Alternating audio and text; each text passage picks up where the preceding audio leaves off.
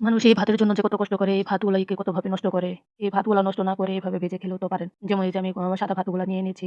মানে যেগুলা বেঁচে ছিল ভাত, মানে দুপুরেও খেতে পারিনি, রাত্রেও খেতে পারিনি। একটা কড়াইতে নিয়ে নিলাম, নিয়ে এখন বড় সাইজের একটা পিস কেটে দিলাম। তারপরে কেটে দিলাম বড় সাইজের একটা টমেটো। তারপরে দিয়ে দিলাম ৩-৪ টা কাঁচামরিচ এরকম করে কেটে দিয়ে দিছি।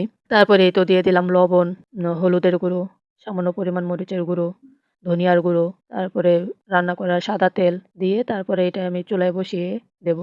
চুলায় বসিয়ে তারপরে এটাকে আমি ভেজে নেব। এটার ভিতরে কোনো দিব না, পানি-টানি কোনো কিছু এড করব না। শুধু এই যে চুলায় বসিয়ে ০.৫ ঘন্টা বা ১৫-২০ মিনিট এটাকে আমি রান্না করে নেব, মানে ভেজে নেব।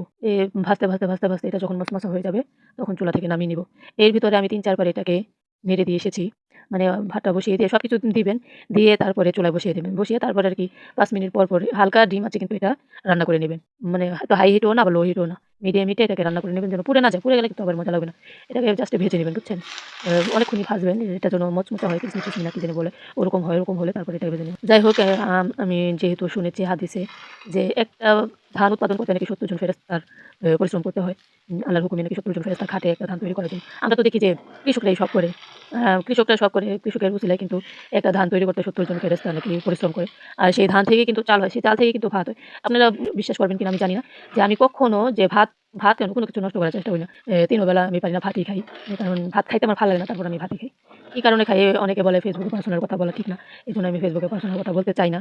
অনেকেই মাইন্ড করে পার্সোনাল কথা বলে। যাই হোক এসব কথা বাদ দেন। তো এই যে আমি দেখবেন খুব সহজভাবে গরমের দিনেও হয়তো সবাই পানি ভাত খান।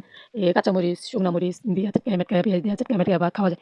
কিন্তু শীতের দিনে তো আর পানি ভাত খাওয়া যায় না, তাই না?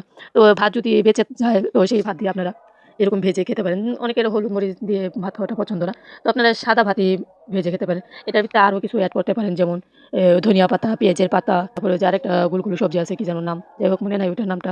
এগুলো দিয়ে আপনারা কিন্তু সুন্দর মতন ভাতটা ভেজে তারপরে খেয়ে ফেলতে পারেন। এতে তো মনে হয় না যে কোনো ক্ষতি হয়। সেই ভাত কিন্তু গরম করেও খেতে অতটা মজা লাগে না, তাই না? তো আপনারা অবশ্যই বাসায় যারা খান তারা তো খানই, আর যারা না খান বা কখনো খাননি, জীবনেও খাননি তারা একবার প্লিজ খেয়ে দেখবেন। অনেক মজা লাগে। তো সবাই ভালো থাকবেন, সুস্থ থাকবেন। আর ভাতটা অবশ্যই ভেজে খেয়ে দেখবেন কেমন হয়। তো আজকের মতন বিদায়। আল্লাহ হাফেজ।